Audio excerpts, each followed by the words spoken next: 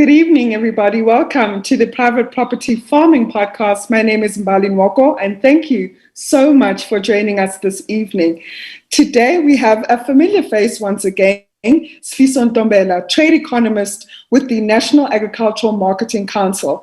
And today's topic is all about the agricultural landscape once again. It's 2021, it's a new year, and we are just towards the end of the first quarter of the year. So Sifiso is just going to give us a brief overview of what's been happening in the industry with regards to farmers, with regards to trade policies, the African Free Trade Agreement.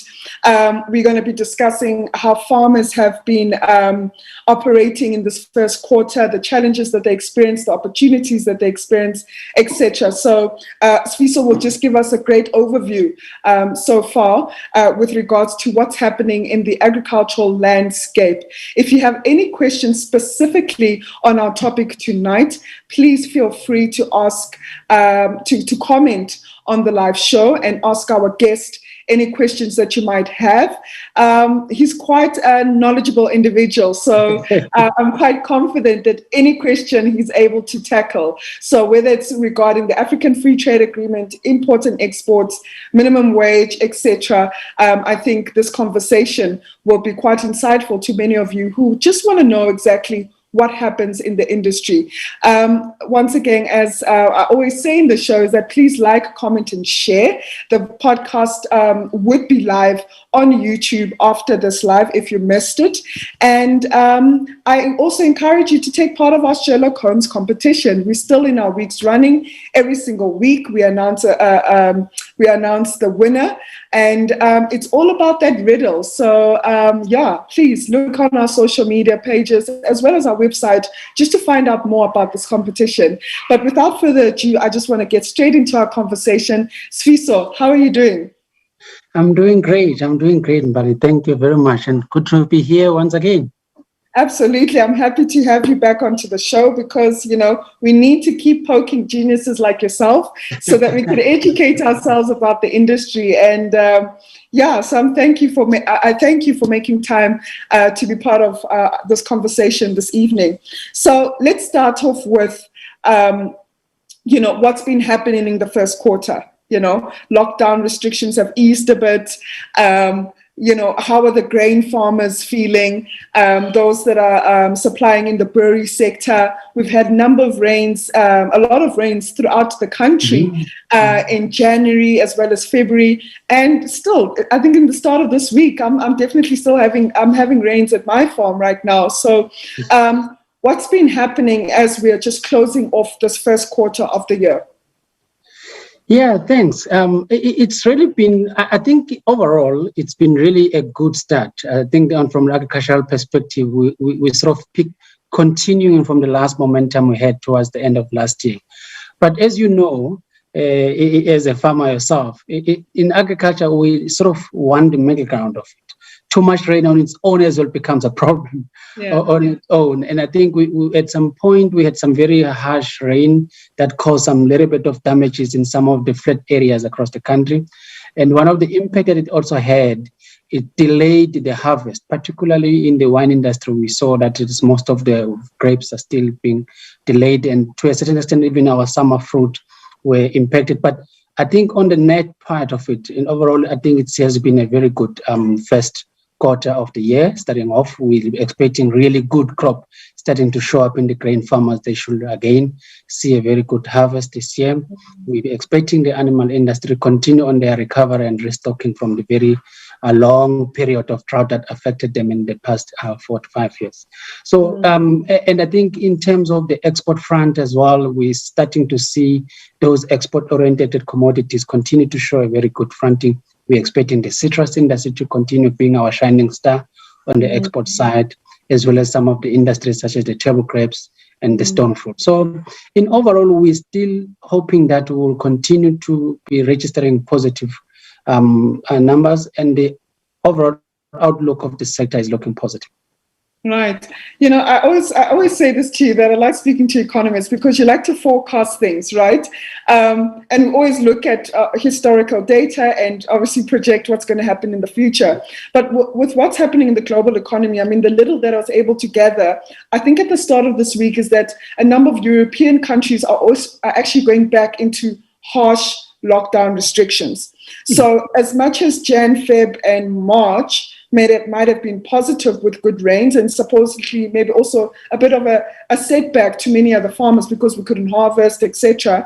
Do you think the next quarter, as you've mentioned, will be that great, seeing that a number of European countries are going back to harsher lockdowns? So won't that have a ripple effect in the long term, especially in the next quarter or the third quarter of the year for the South African agriculture industry? Certainly, and I think to respond to that question, I think is a very excellent question you've posed there. We'll have to elevate that beyond agriculture and look at the entire economy. And we seem to be, because we are integrated in the global economic system, and we seem to lack the behavior of these Western countries. And because they are going into this hard lockdown, because they are mainly the consumers of our general commodities, whether you're looking at the manufacturing space or whether you're looking at other industrial commodities that we tend to export, including even some of our mineral commodities, they go to these industries.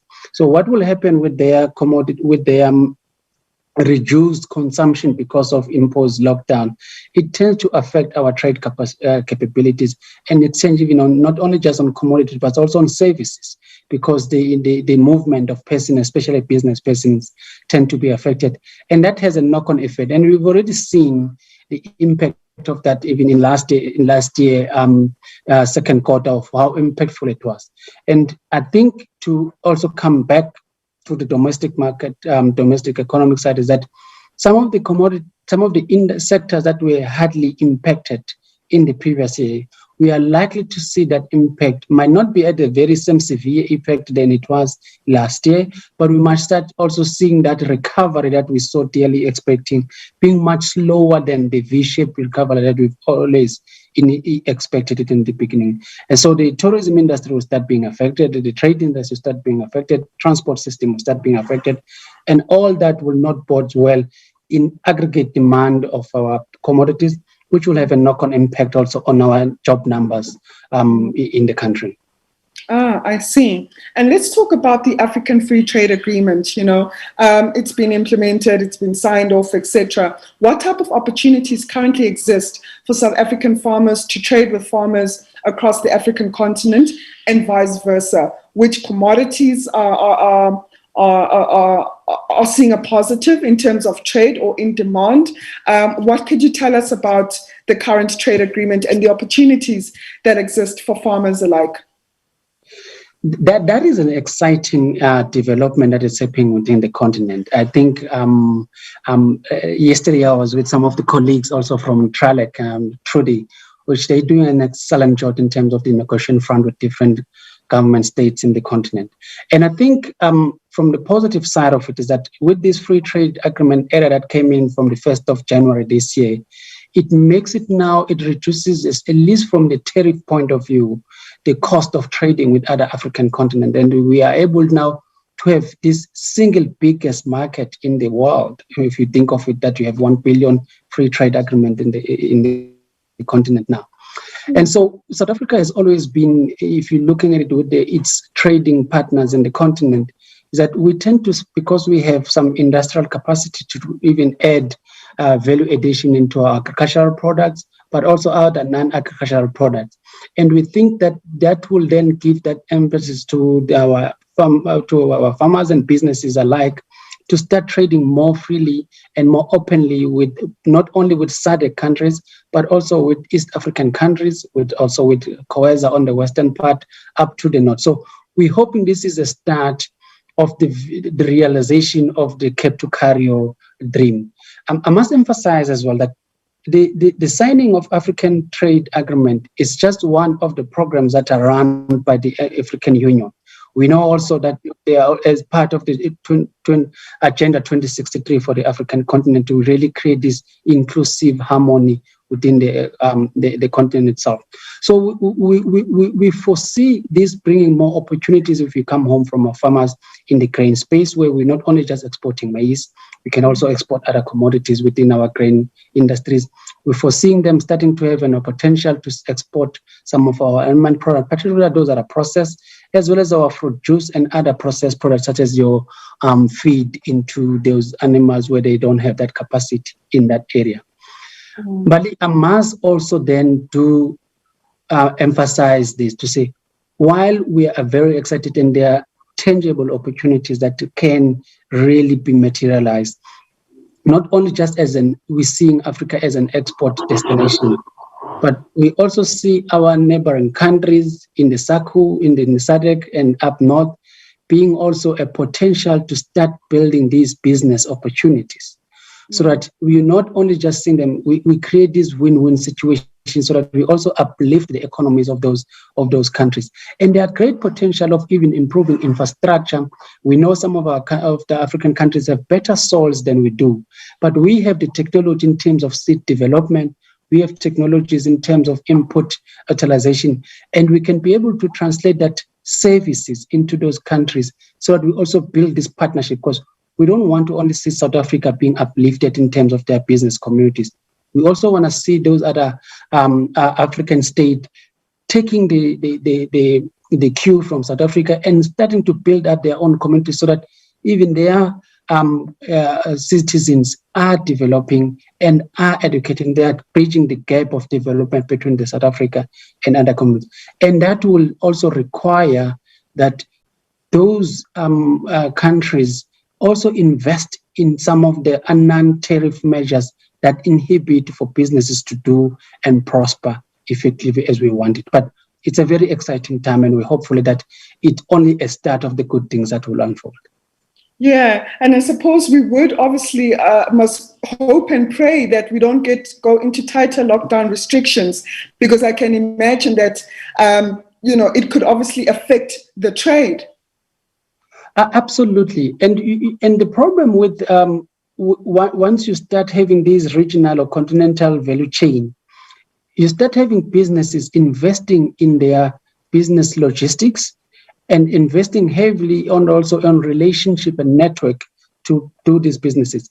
And with hard lockdown and border closures, what that does, not only it impact the short-term income of those businesses that are invested in such value chain, but it also have a medium to long-term impact of reviving consumer confidence in getting some of those commodities as you want.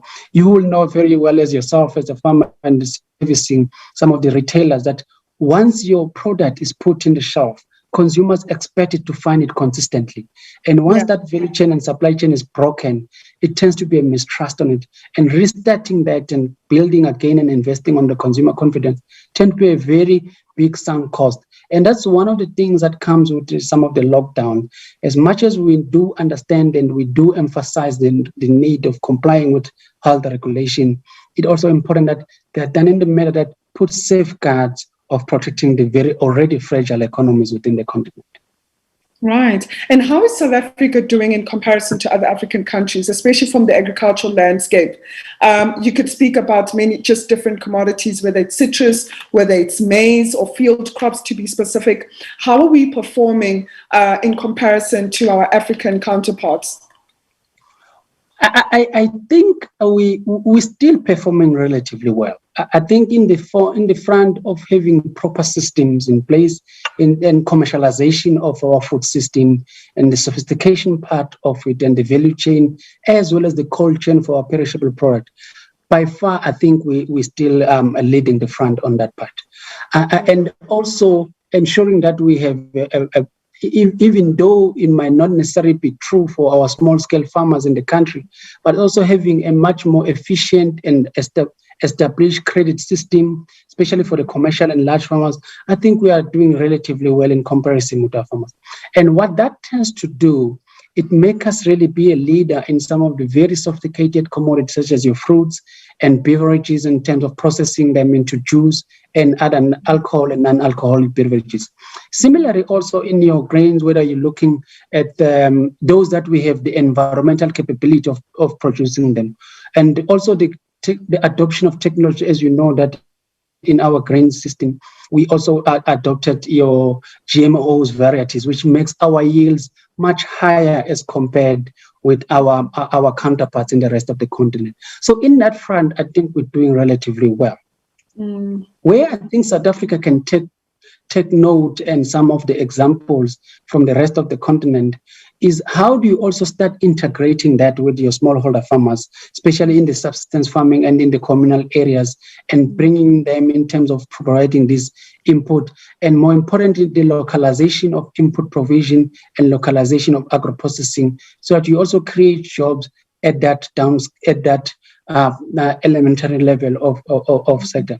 And I think if you're looking at countries like Kenya, if you're looking at countries like even not as far as Kenya, even here, Zambia or other countries, they seems to have found some models. If you're looking at Kenya, the way they're doing in their nut industry as well as in the avocado industries, they have that integrated system that tends to work very well, which I think we can copy and be able to replicate that in South Africa. Similarly, we don't even have to go that far. Even in the animal industries, when you're looking at the countries like Namibia and how they really integrate that, even the system they have in terms of biosecurity measures to control them, I think it's one of the areas we can adopt so that we can uplift also our smallholder farming system in the country.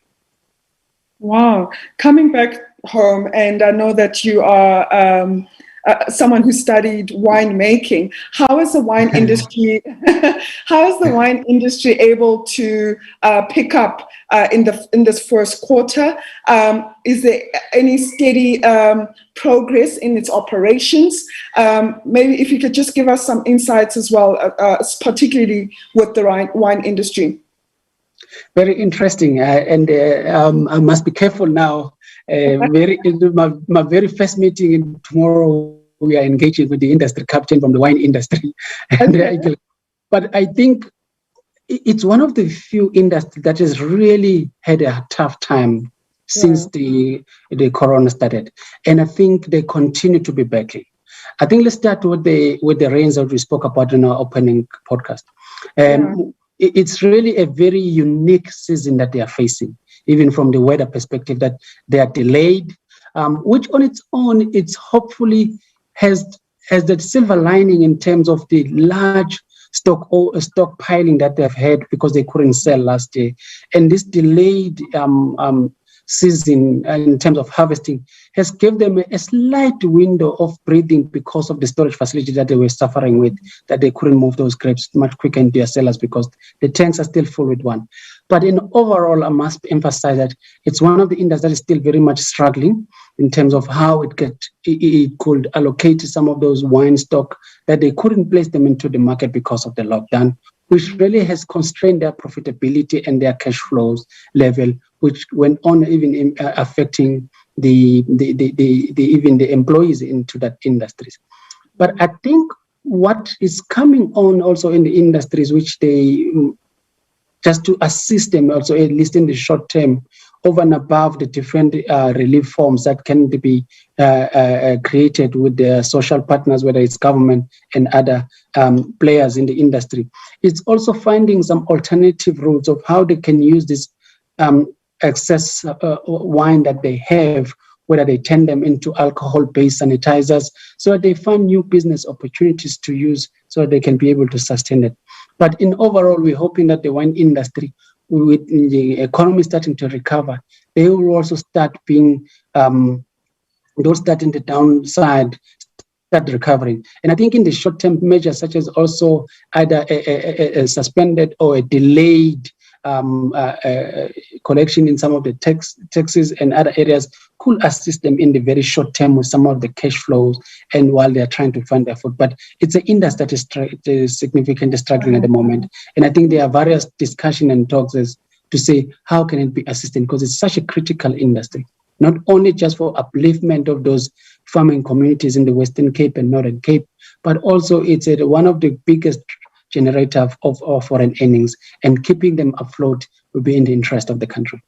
If you're joining us tonight, this is the Farming Podcast brought to you by Private Property, and we have Sifiso Ntombela, who's the trade economist of the National Agricultural Marketing Council. And tonight's topic is all about the South African agricultural landscape, pretty much focusing on this first quarter of 2021. So if you missed the first part of our conversation, definitely this podcast will be live on our YouTube channel. But going back into our conversation, please please pose any comments or questions to Sifiso that you want to know, and anything that you want him to clarify based on, the wine industry, the African Free Trade Agreement, how the agricultural sector has performed from a GDP perspective in the first quarter. We're happy to take some questions on tonight's show. Sifiso, going back to a point that you mentioned about the wine industry having to struggle, and and that you're seeing that in the next coming months or quarters, it's just going to be very tough for them to obviously get back into business as normal or business as usual, making profits. Let's talk about this recently launched government initiative to be funding farmers. What is it about? What is the intention behind that? Which farmers is it targeting? And specifically maybe in which commodities? Yes. So maybe let's start with the commodities. So one of the commodities, the fund, and it's a fund between the government. Well, it's all government entities, but between the National Department and the IDC, as we know, it's one of the financial institutions that is providing development in the country. And I think it's focusing mainly on your high value export oriented also commodities such as your fruits, the nuts, and also those niche products such as your berries, but also those that are very strong in terms of also interlinkages with the agro-processing component, such as your poultry and other animal product and cotton, which is reviving its trend. So those are some of the commodities that is focusing on. But I do believe as well that if you have a very viable and striving business, you can also be able to access that commodity. I don't think it will be that strict to that it doesn't look at other agricultural products when there are opportunities for that. But in overall, it's just focusing on agriculture and agro-processing related products. And I think one of the things which we must really emphasize, Mbali, is that agriculture for some time now, in terms of the development finance specifically, has really been struggling. We know the challenges that the Land Bank have faced. And I think also the fiscal constraint that the government themselves is having. So there's a need to start having some of the blended kind of instrument that can use what government has in terms of their grant funding and use some of the developmental soft loans. And how do you blend that so that farmers can have not so excessively priced or costly interest, but also not money that is not sustainable in their businesses. So I think that's more or less the idea behind it. And this is an idea that has been around for some time, where different industry players have been promoting this blended finance kind of system to say you de-risk some of the issues that are faced by the farmers, and you make it easier for them to access both grant and loan funding part of it. And I think these are some of the instruments that are now starting to come forth. And the reason for that is that farmers themselves have to be able to have access into affordable working capital, so that they continue to produce and they can be able to procure some of the farming equipment that they require. What remains a challenge, because this one is, as you see, some of the criteria of that it's more focused on farmers that have already started putting their foot onto the sector. So the farmers that want to take a next step into the commercialization part of it, or even upscale already what their commercial enterprises or operation have been. So it's really targeting those kind of farmers that you have.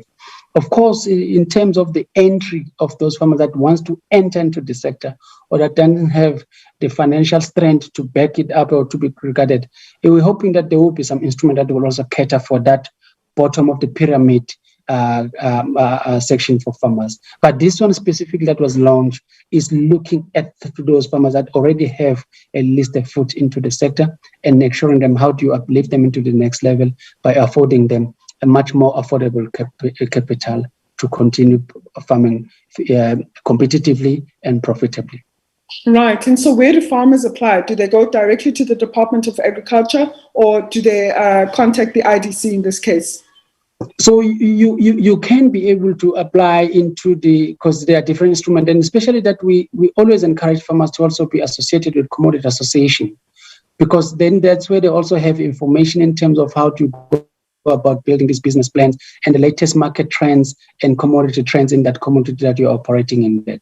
And once you have all those information, you can be able to contact the IDC directly, and they're able to assist you in terms of this A to Z step of how to go about it. But also you can be able to contact your provincial offices in agriculture as well as the national offices, because this is an integrated system that will all channel you into the right place, and they are working hand in hand. And then you are able to also understand the detailed part of it to say which component in your business operation as you apply for it will be regarded as a loan component and which part of it will be regarded as a grant component, and the overall net effect and the benefit that you'll be achieving when you go with that option, rather than perhaps maybe going with a much more commercially orientated, fully private kind of setup on it. So those benefits and pros and cons of it, farmers can directly engage with either the department or with the IDC specifically. Wow, well, that's a positive. And I suppose in this specific launched funding by government, this is separate to the capital injection that Land Bank is receiving, as we heard from the Minister of Finance.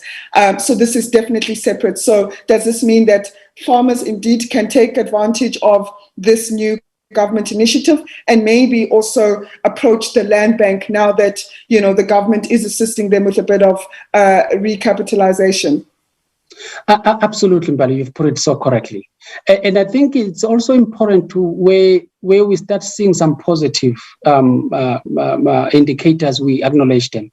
I think the stabilization of the Land Bank in terms of the management and also hopefully that the board that has been instituted is starting to bring in that confidence in terms of governance and putting processes in place. And these are now, this capital injection by government, it also shows some confidence that at least government still considered Land Bank as the most critical institution for development of agricultural sector. And we're hoping this will bear much more positive result where farmers now can start going back into the Land Bank. Because as I said earlier, you still need Land Bank because it caters even the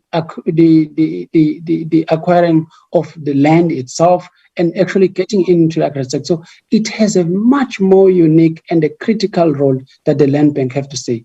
Over and above that, I think some of the system that was launched by the Minister of Agriculture last year with a counterpart in the provinces as well, where they were also catering for the subsistence and the most vulnerable farmers.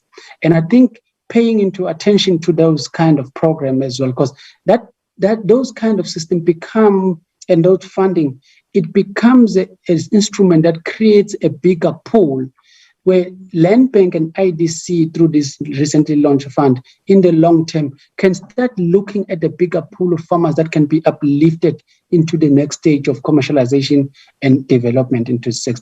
So all three of these different financial and credit instruments are so critical because they nurture and they ensure that you nurture all different farmers and you protect them and you support them up until they are able to compete freely and fairly, and they participate more meaningfully into our economic system. Wow. Thank you so much, Sifiso, for your valuable insights today. I definitely learned a lot. In addition to what I already know, but you were able to give a different spin into, what's been happening in the sector. And I'm quite positive as a farmer, with all these things that you're saying, because again, I think from a farmer's perspective, we're straight into our farms, focusing on our production on a daily basis. But it's always refreshing to get an overview of where the sector is going, the agricultural landscape, the positive impact in the economy, what should we, how should we position ourselves in the next coming quarters, especially now that we're still in lockdown and, living in a COVID world. But I thank you so much for your time this evening. And to any of you that are watching and listening tonight, I think we ended on a positive note with regards to the recently launched government's funding, because I know we always get questions and inquiries about where can I get funding, And it's also a positive that, Land Bank is one such bank that is also being assisted by government and is being noticed by government to help particularly Black farmers or emerging farmers, as the term that is almost always used. But Sifiso, thank you so much for your time this evening and good luck for your meeting tomorrow. Thank you very much. And thank you for the invite once again. And I really appreciated the chat. Thank you. It's a pleasure. Thank you so much for your time. That's it. And we were in conversation with Sifiso Ntombela, who's the trade economist of the NAMC. Once again, you will catch this interview or this conversation rather on our YouTube channel under the Private Property Farming Podcast playlist on the Private Property YouTube channel. Again, if you missed it, that's where you'll find the video. And if you have any questions that you want to ask us, please feel free to ask on the YouTube channel, and we'll definitely respond accordingly. But thank you so much for joining us this evening. It's a wet night in Johannesburg for myself, so from wherever you're joining across the country, I wish you a good night and God bless. See you next week. Thank you. Thank you.